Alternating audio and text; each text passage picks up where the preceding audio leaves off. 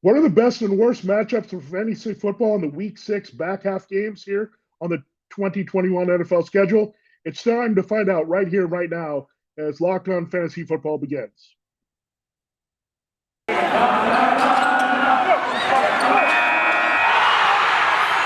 are Locked On Fantasy, your daily NFL fantasy podcast. Part of the Locked On Podcast Network, your team every day.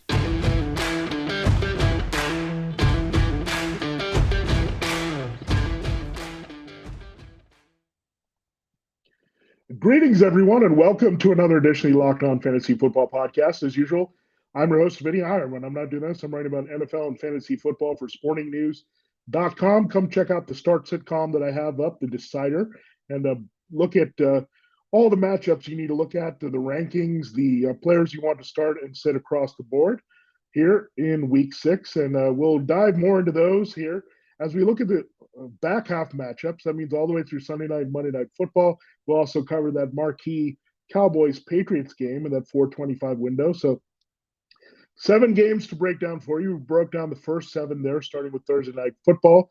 We'll have the Eagles and Bucks kick it off here. So we'll break down the rest of the games for you on the show today. Then we'll close tomorrow with Lineup Friday, looking at things from a DFS perspective here.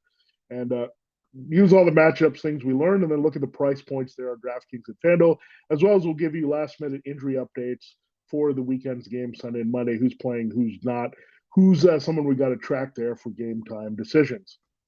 All right, thanks for making Locked On Fantasy Football your first listen every day. We are free and available on all platforms. Let's dive right in. And excuse me today, a little bit of cough that I'm fighting with some allergies. It's that time of year. It's also that time of year for the Bengals to play the Lions. It's a 3.5 spread in favor of the road team. Cincinnati going to Detroit. 47.5 is the over/under. So looking at this matchup, and it's a pretty good for Cincinnati across the board. Joe Burrow, good to go with a throat injury. He's in your lineup. He's a top 12 easy finisher this week. Jamar Chase, the Lions have been giving up a lot of big plays downfield.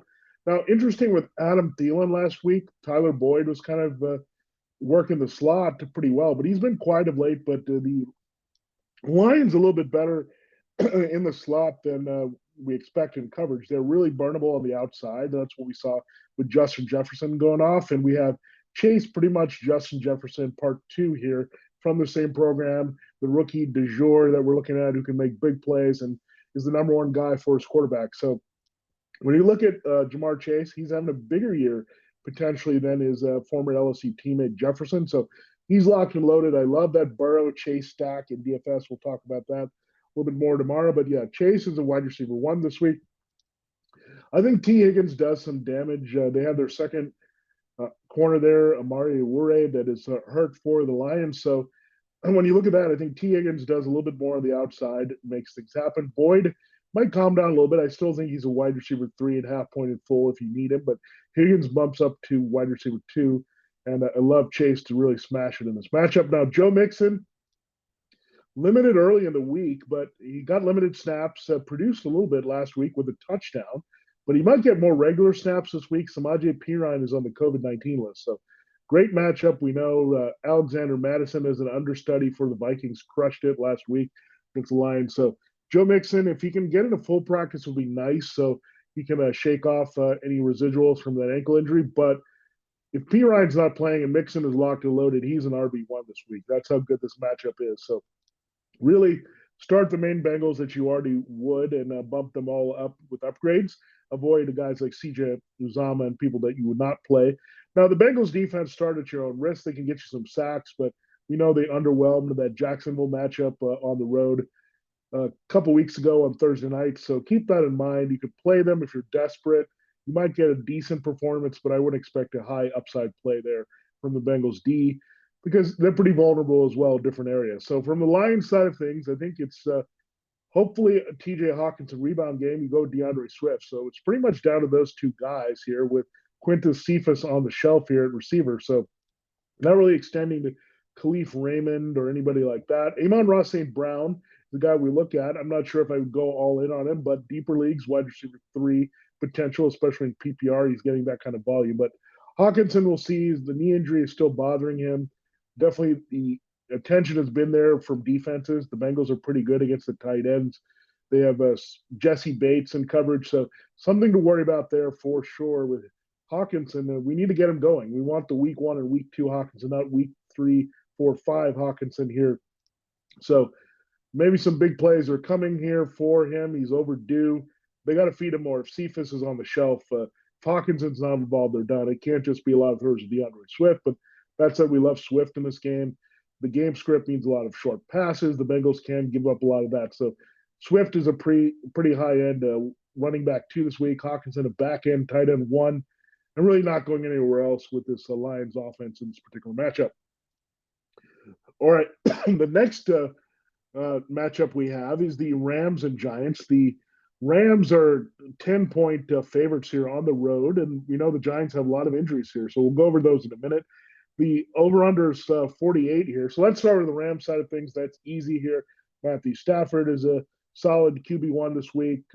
Robert Woods, wide receiver 2. Cooper Kupp, a wide receiver 1, both with upside in this matchup. I know they do have James Bradbury on their other side, but what they do well with Woods and Kupp, they move them around inside and outside. So, and Bradbury's a bigger corner. So they got Woods going last week. Kupp has already been blowing it up, and they had to kind of overcorrect to get Woods involved. But I think both of those will be very deployable this week. If you need Tyler Higbee, you can look at him as well. The Giants do struggle in covering the tight end. They lost Blake Martinez for the season at linebacker. They also have injuries at safety. Jabril Peppers missed last week, and Logan Ryan is also hurt now. So middle of the field opened up here. So all the Rams principles here. Higbee, a back-end tight end, 1 this week. Woods and Kupp, very startable. Stafford locked in. And don't forget about Darrell Henderson. The game script is excellent here. You figure the Rams will be playing with a lead and running the ball quite a bit in the second half. And that also brings up Sonny Michel. He looked really good against the Seahawks in a similar situation. They split the carries a little bit more. He got goal line work there. So, yeah, there's a good chance Sonny Michel scores in this game on top of Darrell Henderson producing well. So get him in there if you have him with the Rams and their defense. You can definitely look at. I think it would be a little bit better to go with their defense. We know it's Mike Glennon starting. We know Daniel Jones has got a concussion. Will he be cleared in time to play? On the other front here for the Giants, their wide receivers, I think they'll be down Kenny Galladay with the knee hyperextension. But so far early in the week, Darius Slayton and Sterling Shepard look like they could return from the hamstring injuries. Kadarius Toney had a monstrous breakout game last week.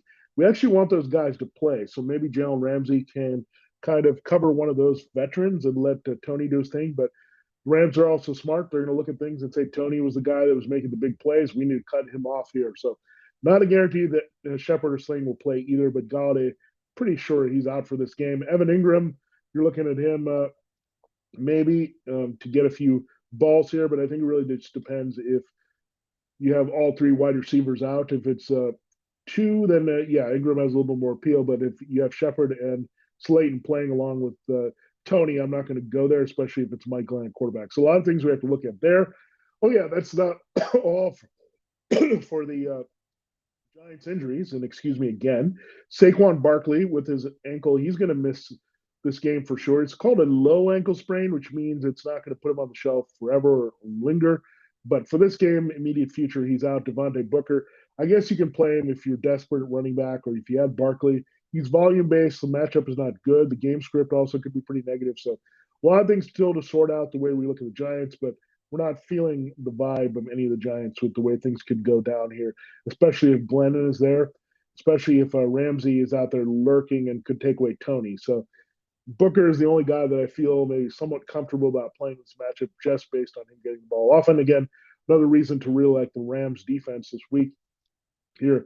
They've been up and down, but against weaker offenses, we know Mike Glennon already threw a pick 6 last week against the Cowboys, and Daniel Jones can turn over the ball under pressure as well. The Giants are also banged up in the offensive line with their guard Ben Bredesen and their left tackle Andrew Thomas. So there's always options here to go after the Giants in the pass rush. So love the Rams defense this week, especially Glennon. They should be the number 1 on the board. All right, that takes care of 2 games here on the back half of the week 6 schedule from a fantasy football perspective. We still have to get into 5 more, including the marquee matchups that we have: Cardinals-Browns, Cowboys Patriots, Seahawks Steelers, and capping it all off will be the Bills Titan games. So we will talk all about that. But I do have to remind you that this episode is brought to you by RockAuto.com. With the ever-increasing numbers of makes and models, it's now possible for your local chain auto parts store to stock all the parts you need. While you're doing often pointless or seemingly intimidating questioning, the person behind the counter orders the parts on their computer, choosing the only brand the warehouse happens to carry. You have computers with access to RockAuto.com at home in your pocket. You can save time and money when using Rock Auto. Why choose to spend 30, 50, even 100% more for the same parts from a chain store car dealership? You can pay $353 for a Honda Odyssey fuel pump from a chain store. You can only pay $216 at Rock Auto. And that's the thing about Rock Auto. The prices are reliably low for every customer.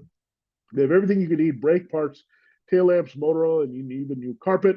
Go explore their easy-to-use website today and find the solution to your auto part needs. Go to rockauto.com right now and see all the parts available for your car or truck. Right locked on their "How Did You Hear About Us" box so they know that we sent you. Amazing selection, reliably low prices, all the parts your car will ever need. Find them at rockauto.com.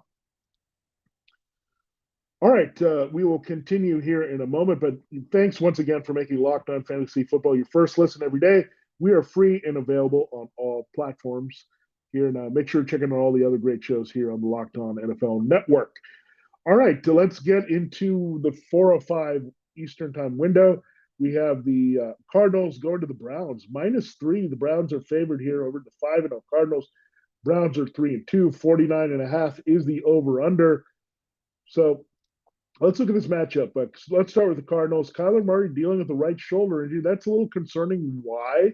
We know that last year that shoulder popped up. He wasn't nearly as effective in the second half. He played through it, but just couldn't push the ball downfield, and he's not running as much as he did last year. So that could be a big concern here going forward. We'll see. He's doing some work in practice still. He can play through it. That's not an issue.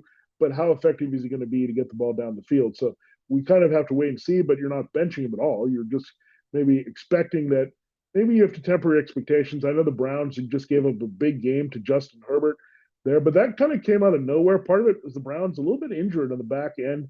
Denzel Ward, Greg Newsome. You also now have some defensive line injuries. Everyone is hurt up front, and they're starting 4, especially Jadeveon Clowney and Myles Garrett. Clowney missed last week, so that could have helped Herbert get a little bit more comfortable. So we'll see if Clowney can return to flank Garrett. Garrett should be okay, a little bit healthier than he was last week, but you also have their tackles hurting. So again, let's hope this front 4 can hold up. The Cardinals having some issues up front as well with their injuries.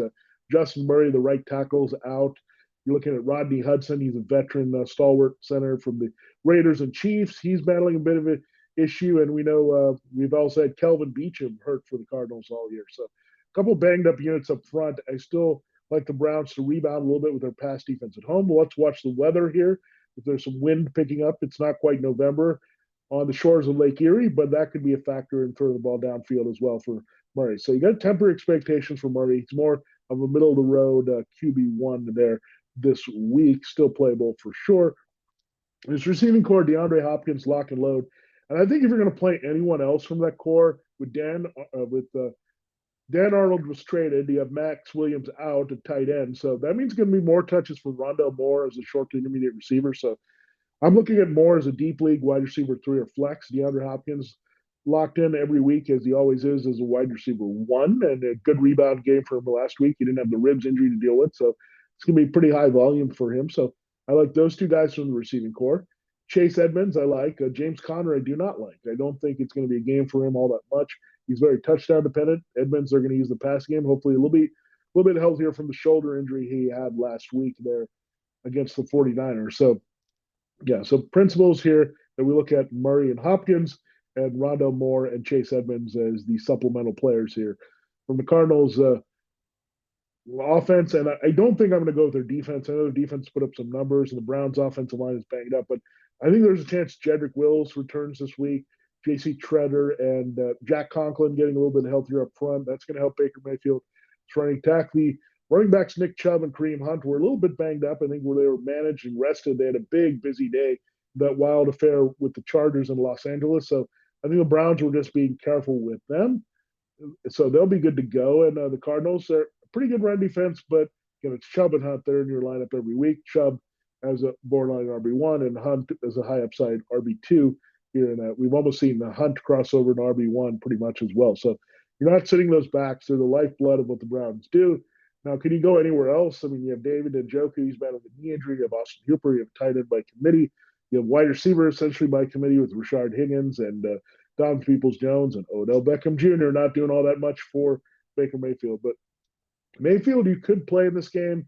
It is Kyler Murray. He's going to be a little bit motivated. Two number one overall draft picks consecutive years from Oklahoma, same offense. So Baker might be a little bit more motivated. He played pretty well last week, had the 2 touchdowns, and by far best game of the season throwing the ball around. So he's not going to force it to Odell, but I think they can be pretty high volume here. For the Browns, as their defense has a few more issues, and the Cardinals can put up some numbers here on the scoreboard to force the Browns out of their running show and really build on last week's offensive explosion with the Chargers. All right, the next game we'll talk about, we go out to the 4:25 here on CBS. You have the Raiders traveling to the Broncos. Big news with the Raiders this week, and we didn't talk about it much here on Locked On Fantasy Football, but John Gruden is out. You know why. We don't need to get into that anymore. It was an ugly situation here that developed. So now you have Greg Olsen maybe having his own spin on this offense here. Maybe open things up a little bit, try to get the receivers involved. Yeah, that's fine. If you need Hunter Renfrow, you can go there as a wide receiver 3, especially in half or full point PPR leaning leagues. Darren Waller's in your lineup every week. Let's hope he can do a little bit more damage here in this Broncos matchup with Derek Carr. I'm not interested in Carr at all. I'm not interested really in the Raiders running backs.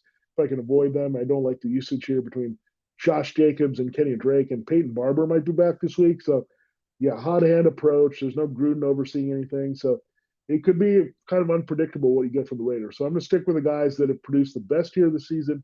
Renfrow in those points per reception formats and Waller locked in every week. But everything else I'm going to avoid on the Raiders. And also not interested in playing their defense on the road. They were a big disappointment last week against the Bears. Not going to play them on the road against the Broncos, who are protecting the ball with Teddy Bridgewater. Bridgewater's a 250 and 2 streamer if you need him this week.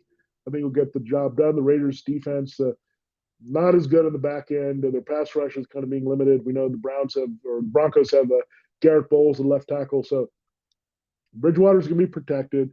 This could be a breakout game for one Javonte Williams. Let's watch that. Melvin Gordon had a lower leg injury. Now he's got a ribs issue. So we'll monitor that if Javonte gets a few more touches this week. And this one, I think you can really smash it. But I do like Gordon and Williams out of the backfield. I like Noah Fant every week. He's a tight end 1 on the back end. I like Tim Patrick. I like Cortland Sutton in this matchup as well. So I actually do like the Raiders to kind of pull the upset in this one. Strangely, some Derek Carr, emotional, kind of numbers defying logic here. And maybe they'll rally around here. Rich Bisaccia, the interim head coach. So I do like it being close. I don't think it's going to be high scoring. That's why I'm sticking with the principles on both teams here. There with Sutton, Patrick, and Fant, and the running backs for Denver and for the Raiders. Again, it's more so I don't want to look into Jacobs versus Drake versus Barber here in this game, but Waller and Renfrow and another random receiver. It's either going to be Henry Ruggs III or Brian Edwards. I think he's going to get the job done this game, but I'm not comfortable starting either one this week. We have 3 more games to talk about. We'll get to those in our final segment here. And those are the marquee games, the ones that you expect to have the highest ratings here, starting with the Cowboys at the Patriots. Should be a good one there. We're back and better than ever. All eyes are on the gridiron as teams are back for another football season. As always, BetOnline is your number 1 spot for all the pro and college football action this season. With the new updated site interface, even more odds, prompt, and contests, BetOnline continues to be the number 1 source for everything football. Head to the website, your mobile device today. Sign up today to receive your 50% welcome bonus your first deposit. Don't forget to use the promo code LOCKEDON to receive your bonus. From football, basketball, boxing, right down to your favorite Vegas casino games. Don't wait to take advantage of all the amazing offers for the 2021 season. BetOnline is the fastest and easiest way to bet on all your favorite sports. BetOnline, where the game starts. All right, let's close the show looking at our 3 biggest games a week to wrap it up all the way through Monday Night Football. And it's the Cowboys Patriots. This game is getting as much hype almost as we saw as the Bucs Patriots game. And that's part of it is that Cowboys don't get to play the Patriots often. The Patriots usually have their number with Bill Belichick. They've dominated this matchup every time it comes along here, every 4th year in this rotation. That's how the NFL sets it up for NFC versus AFC. for the most part. Now we have that wrinkle of that extra game, but the rotational schedule means these teams don't play each other often here, and so we'll see what happens with Dak in this one. But I think you just have to say the Patriots are going to try to take away one thing. Now, I don't think the Patriots are built to take away the running game, so I really like Ezekiel Elliott and Tony Pollard. I think it's going to be that type of game, like that Chargers matchup early in the season for the Cowboys, where they really trust the backs a little bit more. They're not going to force it. We've seen that all season long. If Amari Cooper or CeeDee Lamb or both are kind of bottled up by this good Patriots secondary, they're just going to hand off to Elliott and Pollard and get the job done that way. And they'll throw to the tight ends. I don't like the tight ends actually in this game. The Patriots are the number one defense against the tight end. So Dalton Schultz, I would park here. It's all a matter of who's going to be the guy that doesn't see the tougher coverage. You have J.C. Jackson, so he could be on Amari Cooper. He could be on CeeDee Lamb. Maybe they'll interchange there, so it keeps Dak Prescott guessing. But so I'm not going to go nuts. I think Lamb is going to be the guy that is more limited in this game because they're also very good in the slot. So wherever Lamb lines up, he's going to have a tough matchup where I think they'll move around Cooper and maybe get some favorable spots there. Cooper's also the veteran with some savvy. So you would think he can break out of that matchup a little bit better. So Lamb, I'm a little bit worried about for sure in this one. It could be the guy they take out of the game, but if that's the case, it's going to be the Cooper and Elliott show with a little bit of Pollard on the side. Dak is still startable. His running ability is also going to help him in this game here at times to add another element to confuse the Patriots there. So Dak is good. You just can't expect him to smash it in this game like he did against the Eagles or Giants. It's just not going to happen, as the Patriots are just a much better defensive team, and this game is on the road and not in Dallas, where the Cowboys just aren't as good or as explosive offensively overall. Now, you could start the Cowboys defense. Well, look at Trayvon Diggs. He has an ankle injury, but he just keeps bringing it. Last week, his teammate Anthony Brown helped him with a pick six there against Mike Glennon and the Giants. So we'll see how that plays out. Mac Jones is a young quarterback. Could get sacked. His offensive line is quite beat up, by the way. You have Trent Brown, and he's on the shelf here. Isaiah Wynn has been hurt. Now the interior is hurt with Shaq Mason there and Justin Herron. So this Cowboys pass rush, they could find ways to get after it. Maybe use Micah Parsons again on the edge to move around, but it could be a rough day for Mac Jones.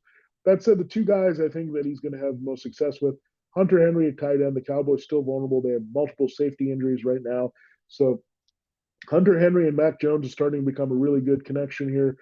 Just couldn't make it work with Jonnu Smith consistently. So Henry and Jones, a good little combination there for some garbage points. I was like, Mac Jones with Jacoby Myers working the slot away from the tougher matchups in this game. So looking at what we have with the Patriots, you just can only look there. Now, in the backfield is an interesting situation. You have Damian Harris with a ribs injury. So is he going to play? Is it more going to be the rookie Ramondre Stevenson from Oklahoma? We'll have to think about it. We'll have to watch this very carefully. But I do like Stevenson if he can get some touches here. If it's a split between Harris and Stevenson, hard to go there this week. So it's going to be quite tough here for the Patriots overall to do anything. The Cowboys better against the run than the pass. The game script is also going to be pretty negative here, I would think, with the Cowboys leading. Only 4.5-point favorites, 51.5. So the Patriots do have some chances for garbage points here, but so do the Cowboys team off defensively there. Again, focusing on the Elliott and Cooper and Prescott, the original triplets here, versus extending into Lamb and Schultz in this game. All right, the next game we'll talk about, this is Sunday Night Football. It has lost some glamour for sure. Is the Steelers hosting the Seahawks. 4.5 is the spread on this one as well. In favor of the home team this time, it's the Steelers, 42.5. So a lot lower there, 9 points less than that Cowboys-Patriots game. Let's start with the Seahawks. Geno Smith is starting. So Russell Wilson, you drafted Russell Wilson for the durability and consistency. And, of course, this is the year that Russell did not play all the games of the season. So first missed game, it's going to be weird to see Geno Smith in there. We haven't seen this in nearly a decade. Since 2012. It's been all Wilson here. So we don't know what we're going to get, but I think we're going to get a lot of shorter passes here. So maybe some Gerald Everett and Tyler Lockett in the middle of the field trying to exploit the Steelers there. They've struggled the most in the slot. They can struggle against tight ends. So Geno, a little bit of more conservative game plan. You also could have Alex Collins starting in the backfield. That's not good. Collins didn't look very good against the Rams. Chris Carson still has that neck injury. arthritic neck here, so that could be a lingering issue for Carson, and yet a new injury for him. So really, you start Lockett and Metcalf, hope for the best. It's just ugly otherwise for this Seahawks offense. Metcalf is going to be really hurt here just by not having the field stretching ability there for Russell Wilson. Just not going to get the same deep ball sensibility here from Geno Smith, especially with that Steelers pass rush on the other side. And Lockett, hopefully, by volume, can get it done here against Steelers. Again, have most trouble in the slot this year. And the Steelers defense, great play this week at home against Geno Smith. You look at TJ Watt and company, they should get revved up and put up a big game. I don't love Ben Roethlisberger because I think it's going to be a Najee Harris fest here this week. They're going to run. The Seahawks run defense is terrible. You might get enough out of Deontay Johnson and Chase Claypool, but I would say it's going to be a little bit limited here with the passing. The Steelers want to play defense. The game script says Harris. So I'm looking for maybe even less than 200 yards from Ben Roethlisberger this week. It certainly could happen. I could look at Najee Harris going for 150 on the ground, maybe flirting with 200 from scrimmage. It would not surprise me at all in this game. So running game defense, Najee Harris, Steelers defense, pretty good sneaky stack in DFS we'll talk about as well on Lineup Friday. All right. Last game that we have to look at, excuse me again, is the Bills and Titans. So the Titans are 6-point underdogs at home on Monday night, 54. So this is the biggest number of all these games in the back half of the schedule, the Bills-Titans game. A lot of it's going to be done by the Bills here because the Titans cannot stop anything. They can't stop the run. They can't stop the pass. We know that their defense is terrible here for Mike Vrabel. So Bills defense, however, dominant on every level with Sean McDermott. So really interesting development there for the Bills and Titans.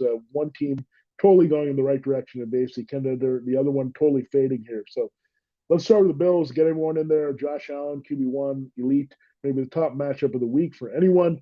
You have Stephon Diggs. I think you'll have a big bounce back game against this overwhelmingly bad Tennessee secondary with a lot of youth back there. So I think it's a Diggs monster game. If you need Emmanuel Sanders, you could go there. I wouldn't go with Cole Beasley. I think all the big plays are going to be available here. So Emmanuel Sanders, Diggs there on the outside, I really like. Dawson Knox is the new inside guy as well over Cole Beasley. So he's the guy to love here. He's an elite tight end this week. So your principals are all going to light it up. Zach Moss and Devin Singletary are also playable here this week in this matchup if you need them as RB2 and flex respectively in deeper league format. So yeah, get every Bills player you can. Offensively, get in their defense. The only exception here is Cole Beasley there. But yeah, Dawson Knox really coming on strong. I love this matchup as well against the Titans. All right, let's go to the Titans side. Derrick Henry and end of sentence here. That's it.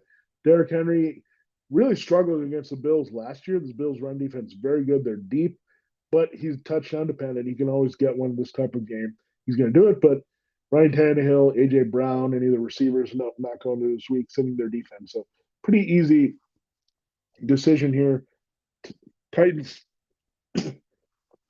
can keep it close, but it's over there for the Bills, and the Bills are the team to like a lot in this game. I think the Bills might give up some garbage in the end, but again, Derrick Henry's the only thing you can look at for the Titans. All right, we made it through the episode, so that's really good. Thanks for making Locked On Fantasy Football your first listen every day. Again, we'll get to Lineup Friday tomorrow, so DFS look, DraftKings, FanDuel, the injury updates, any of the important takeaways you need to know from the Bucs-Eagles game tonight. Now, make your second listen to the Peacock Williamson NFL show. Brian Peacock, he's a former guy that has covered things around the league. Former NFL scout Matt Williamson will give you the expert NFL analysis in less than 30 minutes and free and available on all platforms here, just like this show. For Locked On Fantasy Football, for Matchup Thursday, again, thanks so much for listening and helping me through fighting a little bit under the weather here, but we don't stop. We're going to give you the information you need here in Locked On Fantasy Football. We're dedicated to that. For Locked On Fantasy Football, this has been Vinnie Iyer. Have a great day, and good luck in your lineup decisions here for Thursday night, and we will catch you for Friday.